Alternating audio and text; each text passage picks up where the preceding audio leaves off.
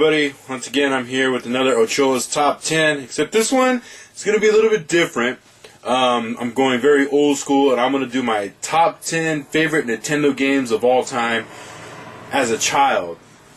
You see, over the years I've collected Nintendo games, and there's a lot of games that I've collected between my teens to now, which I'm in my 30s.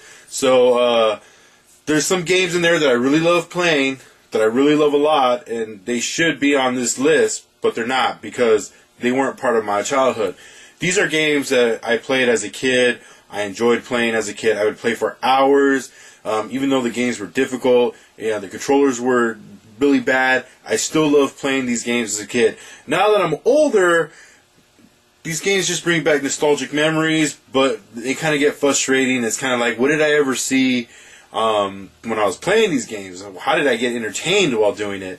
So these are my top 10 favorite Nintendo games from my childhood. Coming in at number 1, we have Skate or Die. Now this was like the first skating game I ever played, and the only reason why I played it is because I went to my friend's house one day, and he said, "Hey, you want to play this game?" I said, "Sure." I wasn't into skateboarding, he was, but the one thing I liked about it is that there's this little joust event where you're two guys and you go into this empty pool and try to knock one off, or try to knock the other one off their skateboard. It's a really cool game. There's like mini games in there and all this other stuff. This really has a big 80s skate feel to it. So for those of you who are looking for that old school 80s kind of skating type of game, this is perfect, man. This is right up your alley. It's really cool. It's really fun. And I used to love playing it as a kid, even though it was hard sometimes and the controllers always didn't work, and I didn't know what I was doing in the half pipe. But hey, it's what I did. Next up, we have Fester's Quest. This game is extremely difficult, only because, I don't know, I guess the programming was just bad. If you really want to see a good review of this game, I would check out the Nintendo, the Angry Video Game Nerd's review of this game. He explains it. But the one thing I really do love about this game right here is the soundtrack. This has a hardcore soundtrack, and I mean really, really, really like good soundtrack. Most of the times when I'm at work and I really need to pump myself up, I start humming or whistling the theme song to this game because it's pretty awesome and it's pretty good. So this game is extremely difficult, though. If you have an empty Saturday, I would suggest be old school. Take out that old school Nintendo system, pop this sucker in, sit down, and get ready to play at least an hour before you get to the boss. And it is challenging, it is difficult, but for some reason as a child this was a lot of fun. This was one game that I could always pop in with no problem and just play. Now we have Jurassic Park. Yeah, can you believe it? Jurassic Park, the video game for Nintendo? Most of you probably thought it was just for the Super Nintendo, Sega Genesis, but no, there was one released for the Nintendo, of course. This game's also hard. It's a very hard game. Graphics weren't that great. This was during the end of the Nintendo days. Nintendo was already coming to an end. Super Nintendo was pushing its way through, and the Game Boy was evolving. So Nintendo was kind of lagging, and this was one of those games that was coming in at the last, like I said, the last days of Nintendo. This game was, it's fun. It got memorable music, but it's difficult. I think once again it's just bad programming. Another reason why I kind of love this game so much is because when I was in elementary school I had a big fascination with dinosaurs, and definitely this was a game that I had to pick up. So Jurassic Park, it's okay, it's not that bad, but if you can get it for a really good price, pick it up, put it in, or just add it to your collection.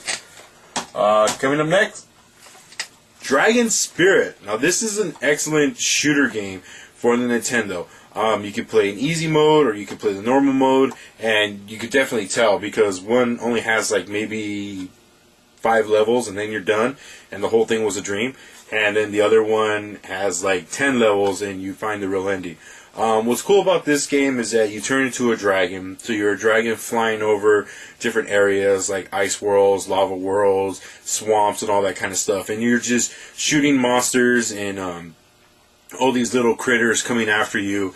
This is an excellent game, an excellent shooter game. I love shooter games, and I didn't think this was going to be one when I bought it. I actually thought this was going to be some type of RPG, but it was a cool shooter game. I loved it a lot as a kid. I just remember playing it constantly.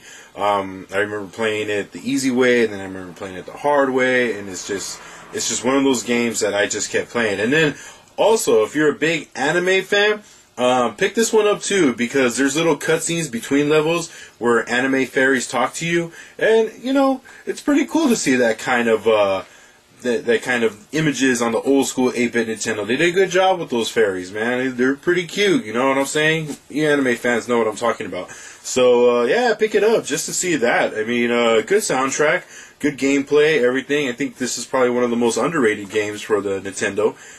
But yeah, it's a good one. Next we have Adventure Island. Now Adventure Island is a hard game. I don't think I ever made it past the second level, no matter how hard I try. It's really cool. It's really fun. It's sort of like a Mario platforming adventure type thing. You collect boomerang, axes, fireballs. You throw them out at baddies. They're coming out from all over the place. You get a skateboard. You got to jump over rocks. You get these weird little mini levels where you go to the sky and you have to collect fruit. The one thing I don't like about this is that you have a health bar, but the health bar goes down slowly as you progress through the level, and the only way to keep it up is to collect the fruit around you. You do get an eggplant. If you get the eggplant, it goes all the way down and you're dead. What sucks about the eggplant though is that it's in an egg, and you got to crack the eggs open to get power-ups and stuff like that. So you can crack the wrong egg open and get an eggplant. Kind of a cheat for the game, but you know, that's the way old school Nintendo games were. But this was a very good game. It's very fun to play, very awesome, and you know, definitely to pick up. Next we have another shooter game that's out of control. It's The Adventures of Dino Ricky. Like I said, I was obsessed with dinosaurs, so of course this game had to be in my collection. You're a caveman, and you're collecting power-ups, and you start killing normal dinosaurs at first, and then the game decides to go haywire and just throw anything it could find. There were so many times where I didn't know what I was killing. I mean, this game is so weird. There's like flying raisins. There's weird bat cat things coming after you. There's old men that are walking around the ground.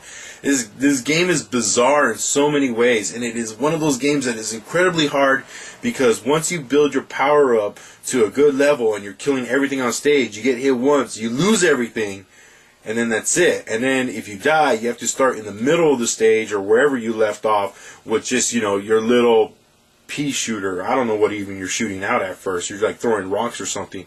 Then you have to build your way up again.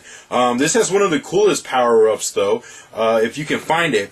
You have to shoot in certain areas, and the little box comes out. It looks like a man, and you go over, you collect it, then all of a sudden you turn into some big buff dude like this, and you start shooting your body out at people. It's crazy. I can't explain it. It kills everything on the screen, but it's just shooting like these random bodies. So there's like 10 of you on stage, and you're killing things. I can't explain it.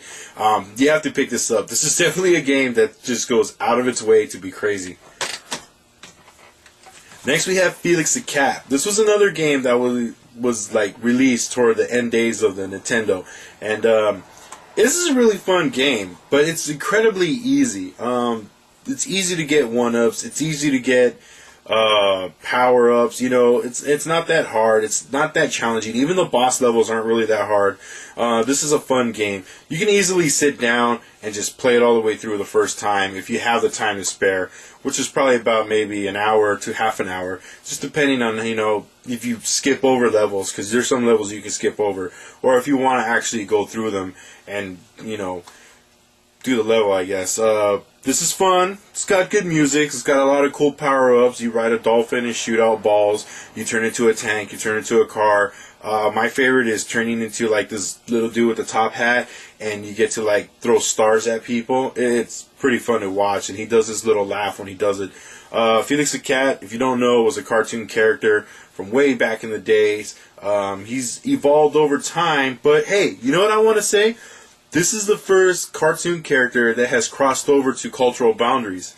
That's right. See, somewhere in LA, there's a a car sales place called Felix Car Sales, and a lot of lowrider enthusiasts who've bought from there have kept the Felix symbol or the Felix license plate or the Felix icon on their car. And sometimes if you go to these old school lowrider shows, you actually can see Felix on these cars, and you can tell that that car was purchased at Felix Auto Sales. I don't know where it is exactly. I only seen it once, and I just drove past it on the freeway. But I think it's really cool that Felix, jumped from being a kids cartoon to being this icon of lowrider cars. That's very cool. So this game, fun. Pick it up. It's exciting. Next we have Little Nemo the Dream Master. Oh my god, this game is hard, but it's fun. I mean, this is one of those games where you just have to enjoy it for what it is. Basically, you're just a kid who's having these crazy dreams, and you have these weird animals who eat candies, and they help you through the levels, and you're fighting all these weird nightmarish bosses. And honestly, all the levels are kind of cute and fun until you get to the last world, which you're fighting in Nightmare Land, and things get intense. The Happy Video Game Nerd does a really good review of this game, and he does it justice. So if you want to know more about this game, I would look that up. Just type it in.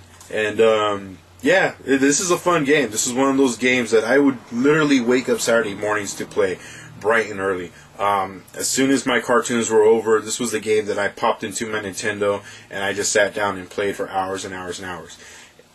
I'm not going to lie, the Game Genie helped a lot too. I would put the Game Genie in, and I would just beat this game. But it was a hard game, so you can't blame me for doing that. Next we have Star Tropics. This game is awesome. I don't know how I could ever live without life without playing this game.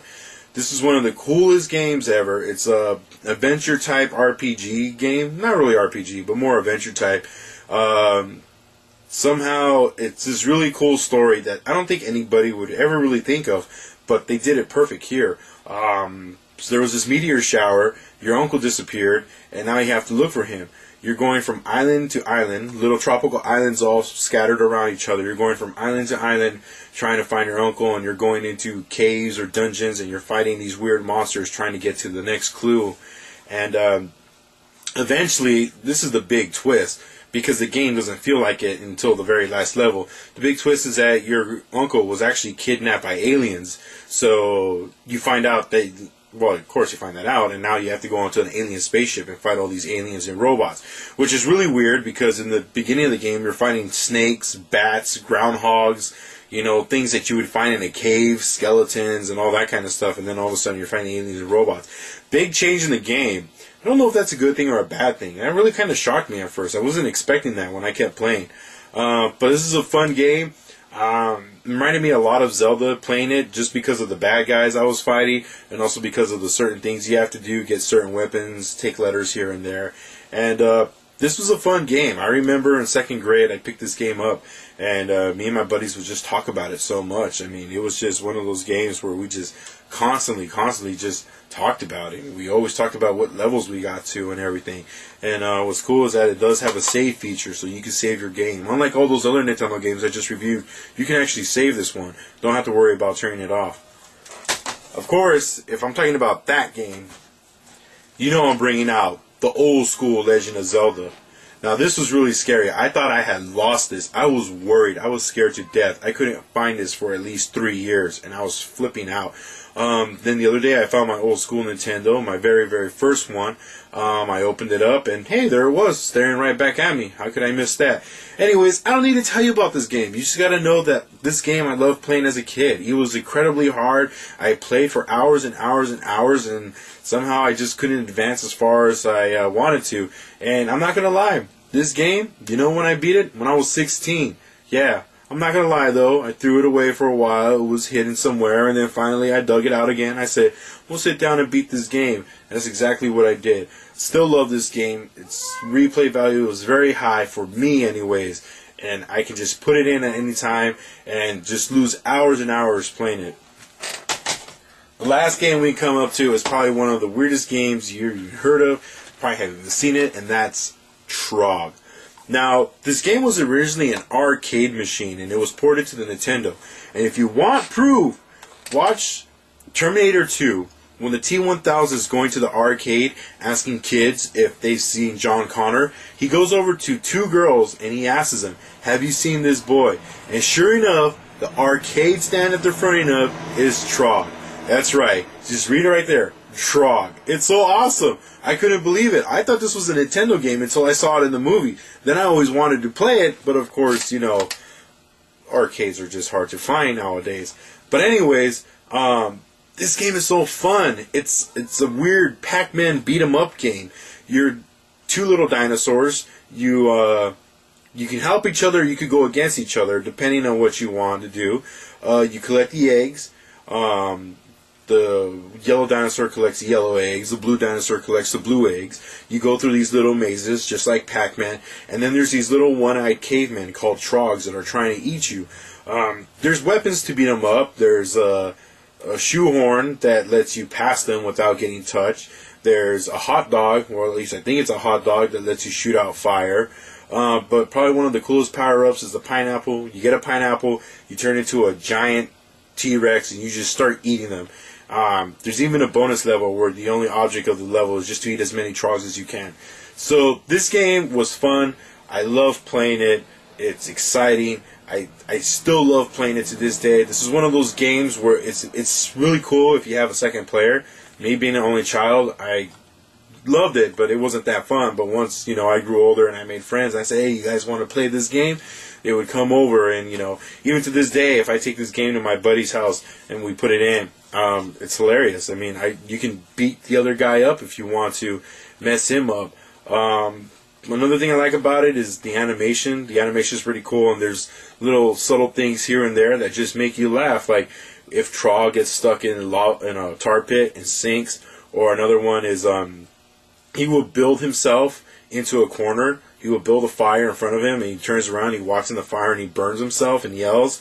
The cavemen do this, and they're also trying to do this to you. So, I mean, this game is fun. It's just cool. It's exciting to play. One of those games that I just always played as a kid, and just really, really, really liked playing it. And I don't know, man. I kind of just miss those days where Saturdays were just all about playing video games. And this was, of course, one of my favorites. So, there you have it. Those were my top 10 Nintendo games of my childhood. Now, I'm going to make another one. I'm going to add a couple of other games in there, and because I feel like now that I'm older and I collected games over time, that there should be mention of some games that I've bought that really, really need to be mentioned, because these games you really have to have in the collection.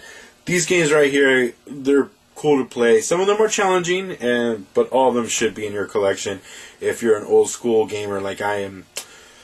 Well, that's it. Once again, leave a comments down. Put down what top 10 games you like.